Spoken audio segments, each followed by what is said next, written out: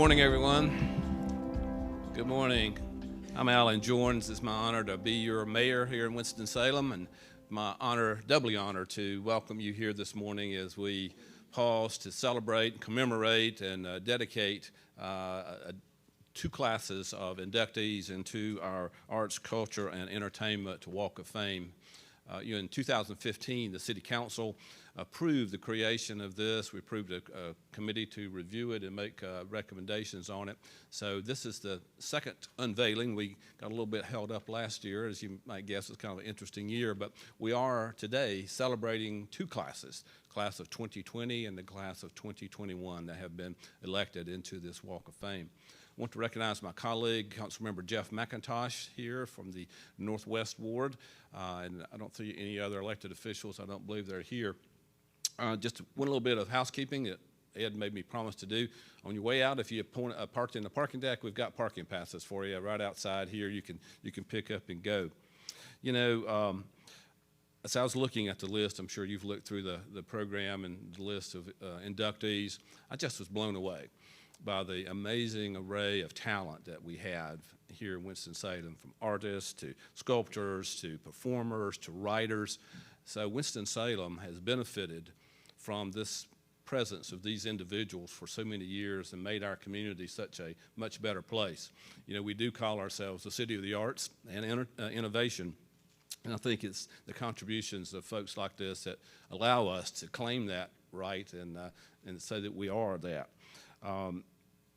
We are a much better place because of these individuals. The mosaic of our city is so enhanced by their work, and we're just so pleased today is that we commemorate their work out in Walk of Fame. So, Mr. McIntosh, would you like to say a word? You good? So we're going to see a video right now that will commemorate all 10 of the individuals that we're honoring today, and then I'll come back up and give some more instructions. Dr. Maya Angelou, an author, poet, actress, and champion of civil rights, Dr. Maya Angelou was one of the most dynamic voices in American arts. Her book, I Know Why the Caged Bird Sings, published in 1969, established Dr. Angelou as a major figure in literature. She would go on to write 33 more books, including Just Give Me a Cool Drink of Water 'Fore I Die, which was nominated for the Pulitzer Prize for Poetry. An extraordinarily versatile woman, Dr. Angelou was also a singer, an actress, and a writer, director, and producer of plays, movies, and television programs. Her poem, On the Pulse of Morning, was heard by millions during the inauguration of President Bill Clinton and won her a Grammy for Best Spoken Word Recording. In 1981, she was named the first Reynolds Professor of American Studies at Wake Forest University, and she made Winston-Salem her home for the rest of her life. In a career spanning more than 50 years, Dr. Angelou received more than 50 honorary degrees and dozens of awards, among them the National Medal of Arts and the Presidential Medal of Freedom. Her portrait was installed in the National Portrait Gallery in Washington, D.C. in 2014.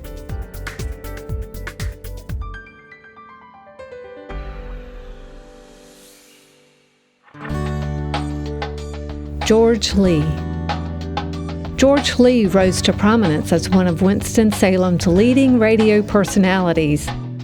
From 1960 until 1982, Lee was a fixture on the local airways, first with WAIR and then as one of the WTOB disc jockeys known as the Good Guys, and then with WSJS as the host of the George Lee Showboat, its top-rated rock and roll show.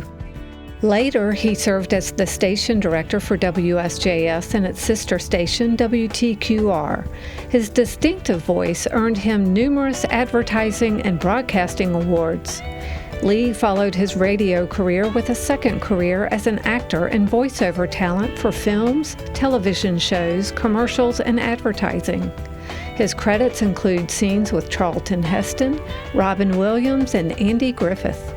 Lee was a fixture in local theater for over 30 years and lent his gifts to assisting the developing talents at the UNC School of the Arts. When he wasn't working, he was an active volunteer in the community. Most of all, Lee is remembered for his trademark sign-off at the end of each radio show. Remember to drive a little slow and be a little late. The life you save could be mine. Myself, I'd rather be a little late than the late George Lee.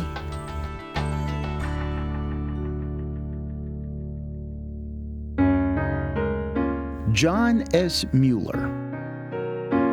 John S. Mueller was a legendary teacher and an iconic figure in the international organ world. He taught organ at Salem College from 1955 to 1995 and organ and harpsichord at the North Carolina School of the Arts from 1967 to 1995. He and his wife Margaret were instrumental in reviving interest in the classic mechanical action tracker pipe organ in the United States. Together, they established the Summer Organ Academy at Salem College, modeled after the famous Haarlem Summer Organ Academy in the Netherlands. The academy brought world-famous teachers and organists to Winston-Salem to instruct organists from throughout the United States. In addition to his career as a gifted teacher, Mueller served as the consultant on the construction of 18 organs and served on the committee overseeing the restoration of the 1800 Tannenberg organ for Old Salem museums and gardens. He performed extensively on organs worldwide, and he served as the organist at Centenary Methodist Church, First Baptist Church, and St. Anne's Episcopal Church, and as the summer organist at Harvard University Memorial Church.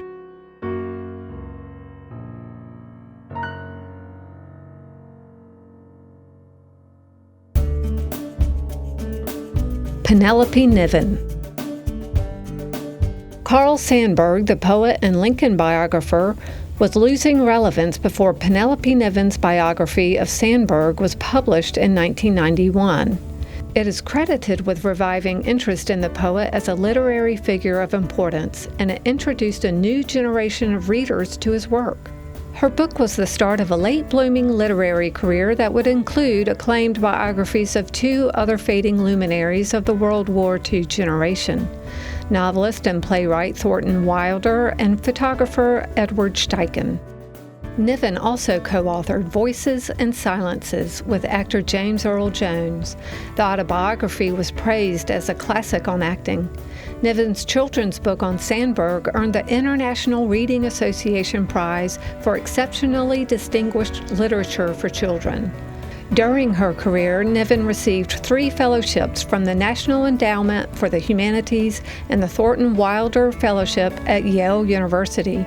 She lectured throughout the United States as well as overseas, served as writer-in-residence at Salem College for 12 years, and received the North Carolina Award in Literature, the highest honor the state bestows on an author.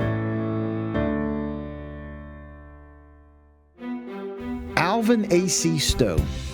Winston-Salem native Alvin AC Stowe forged a 37-year career in radio that took him across North Carolina and the Southeast.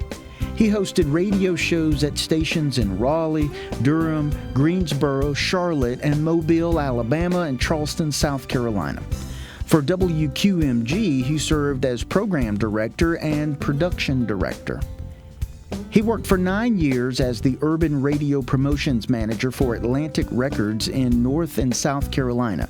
He was a consultant for WGIV in Charlotte, and he developed an iTunes app for the Spirit and Soul internet radio station.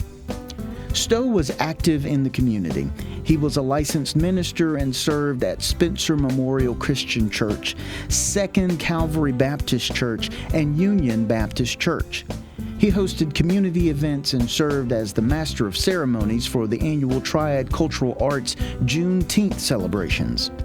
After his premature death in 2012, WQMG posthumously awarded him its Rhythms of Triumph Legacy Award.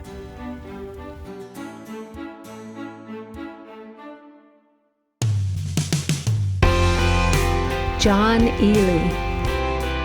John Eley carries the twin legacies of being one of North Carolina's greatest writers, as well as the motivating force that made North Carolina a national leader in education initiatives during the early 1960s. Governor Terry Sanford called Eley his one-man think tank for proposing the North Carolina Fund to Fight Poverty, the North Carolina School of the Arts as the nation's first state-funded arts conservatory, and 2 programs to allow gifted high schoolers to reach their full potential: the North Carolina School of Science and Mathematics and the Governor's School, which was the nation's first summer program for gifted students. He would go on to serve on a number of national organizations, including President Johnson's Group for Domestic Affairs and the National Council for the Humanities. Eley's breakthrough 1964 novel, The Landbreakers, was the first of 7 novels he set in the Appalachian Mountains and won him critical acclaim. Eley wrote 4 other novels as well as 6 nonfiction books. 2 of his books were turned into films. Eley was elected to the North Carolina Literary Hall of Fame and received the North Carolina Award, the state's highest honor, in 2007.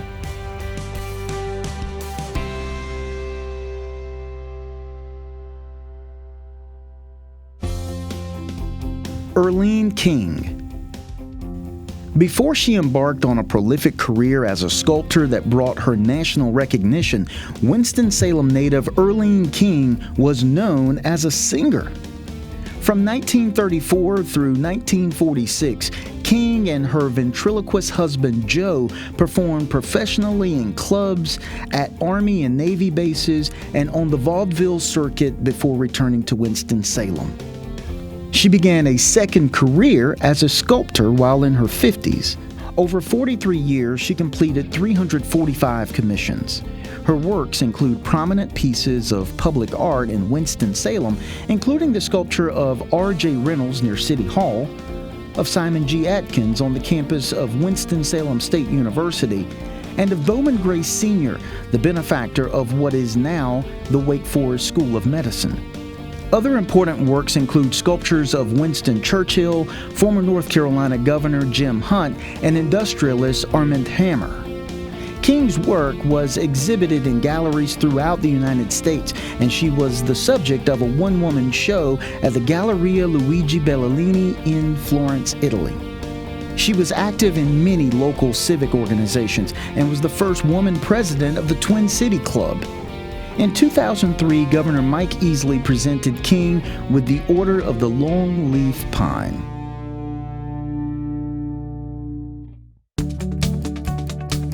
Joe King. During a career that spanned nearly 70 years and produced hundreds of works, Joe King became a sought-after painter of presidents, kings, and queens. King began pursuing art as a teen, but it did not become his livelihood until in his mid-30s when he began receiving commissions for portraits. Traveling abroad allowed King to develop his style. His career took off with Madonna of the Storm, a painting that won the acclaim of the New York art world and was displayed in the Vatican. Over his career, scores of people posed before his easel, among them President Richard Nixon, Queen Elizabeth of England, and 3 kings of Saudi Arabia, whom King painted at the request of the State Department. The portraits were presented as a gift from the United States to the royal Saudi government. King was also known for his prolific production of landscapes. In Winston-Salem, King was active in civic affairs. He represented Forsyth County for 1 term in the NC House of Representatives. He served on the boards of visitors for Wake Forest University and the NC School of Performing Arts, now UNC School of the Arts, and was one of the organizers of the Arts Council, the first of its kind in the United States.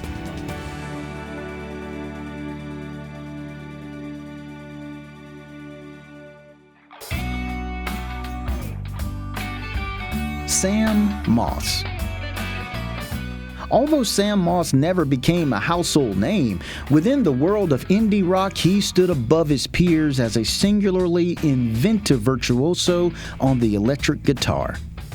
Starting as a teen, Moss played in a long series of local bands, endowing each with a stage presence and a mastery of his instrument that commanded attention. The Winston-Salem Journal described him as a musical sponge who picked up everything and could play anything seemingly without effort. In 1982, Moss sold a rare and valuable Gibson electric guitar and used the proceeds to open Sam Moss Guitars on Burke Street. For 20 years, Sam Moss Guitars was the unofficial headquarters for the local music scene. Musicians, be they aspiring or established, came to his store for equal doses of advice and inspiration.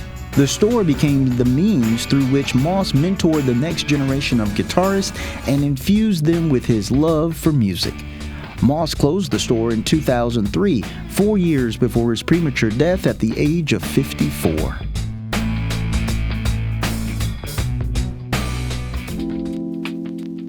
Stuart Scott. Stuart Scott rewrote the book on sportscasting by changing the very language used to discuss sports.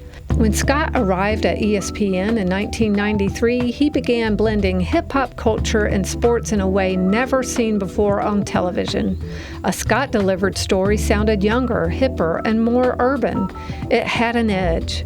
A native of Chicago, Scott moved to Winston-Salem with his family at age 7. He graduated from R.J. Reynolds High School and played football for UNC Chapel Hill.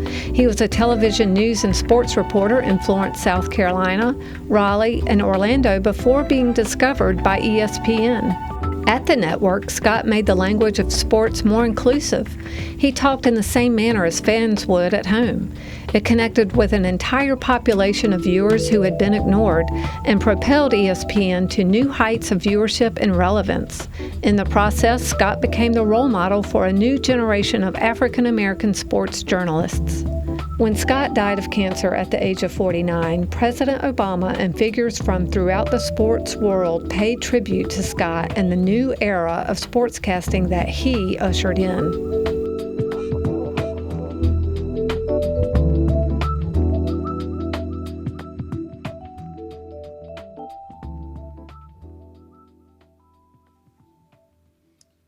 Wow.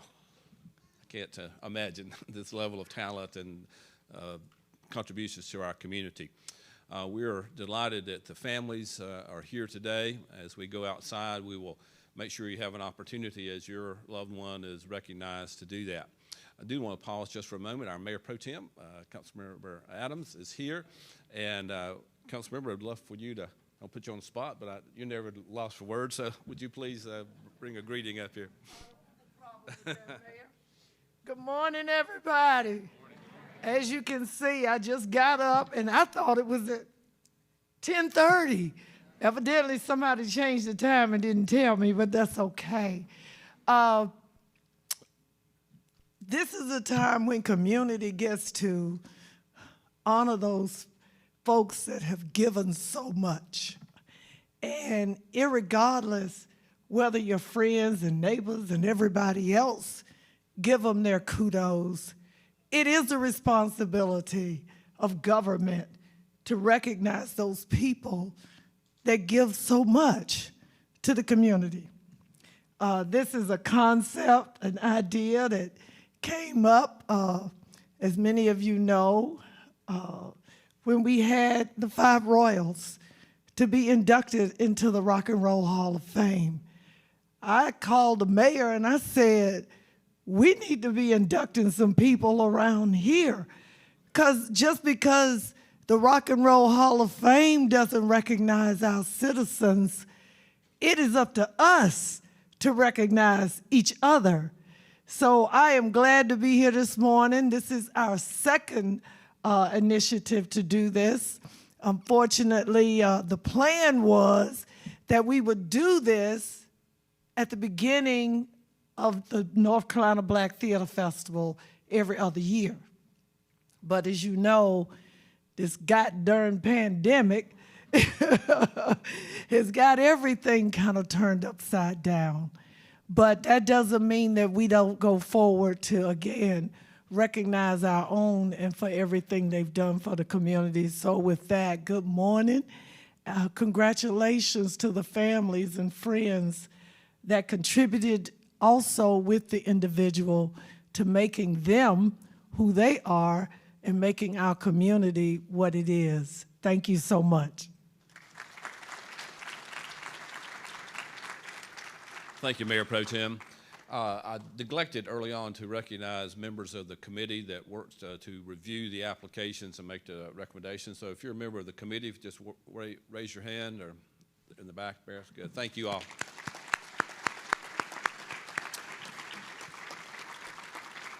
So now I'd like for us to begin moving out to the outside sidewalk area where we will be actually unveiling the plaques.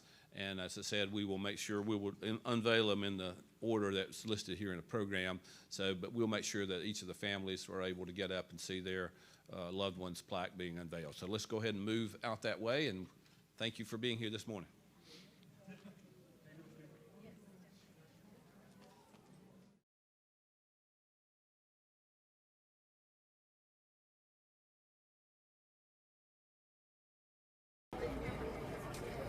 Okay.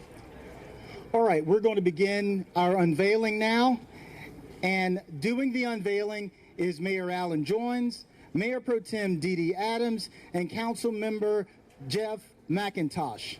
We are unveiling Dr. Maya Angelou in 3, 2, 1.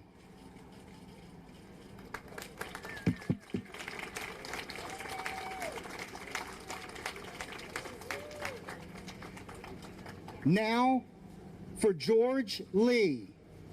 3, 2, 1.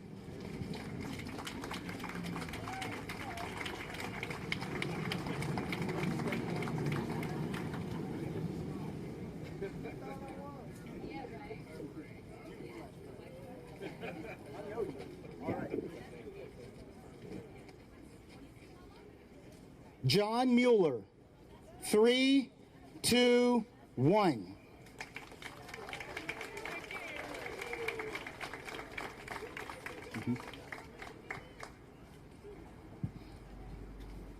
If I can have the family for Niven to join me here. Niven.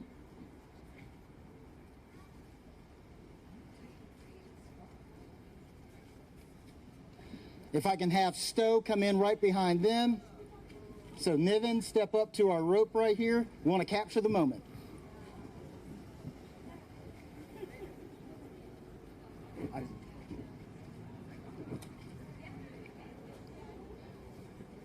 Penelope Niven in 3, 2, 1.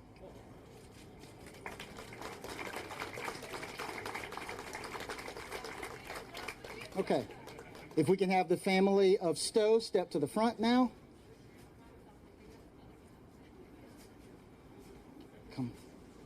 You guys can make it just as you need to. Alvin AC Stowe in 3, 2, 1.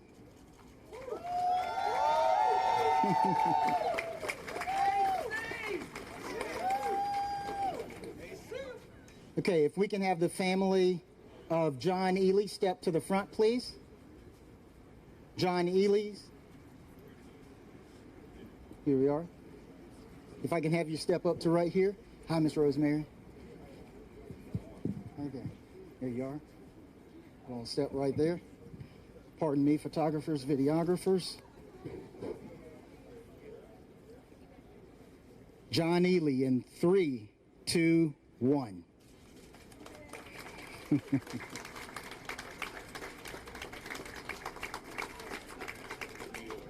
Mueller. You'll need water.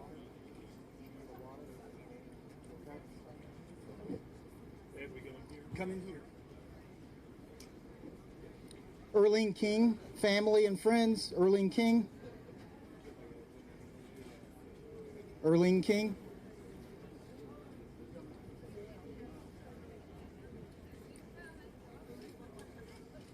Erleen King, family and friends.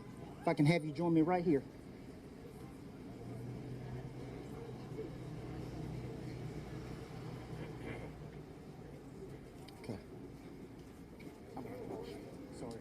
Excuse me, guys, I'm crossing. Erleen King in 3, 2, 1.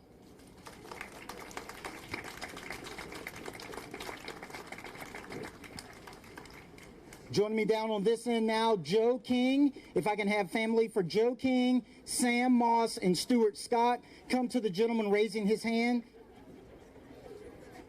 Joe King, Sam Moss, and Stuart Scott. If you can join us at that end. Yes, sir.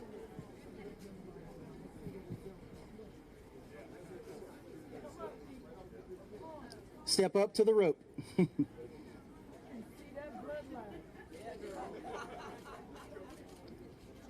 Joe King in 3, 2, 1.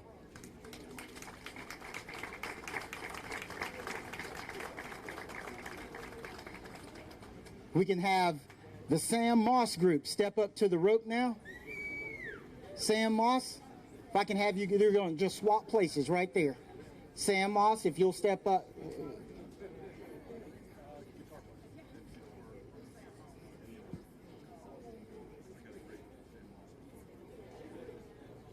Sam Moss group, step up to the front. Step on up. We can make some room. Come on up.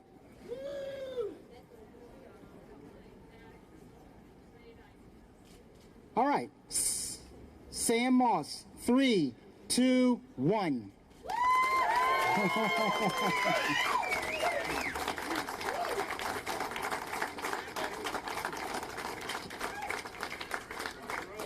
All right. We can have the group for Stuart Scott step up to the rope. We can have family group for Stuart Scott step up to the rope.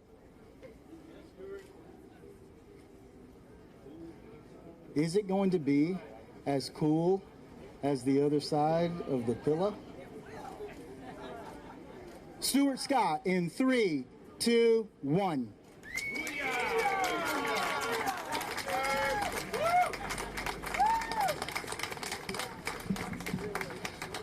Well, once again, thank you, everyone. Thanks to all the families for your families and their contribution to our wonderful city here.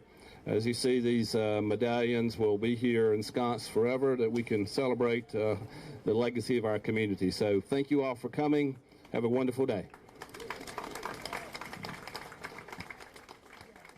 Okay, I'm going to remove the ropes, and so if anyone wants to get in closer and get some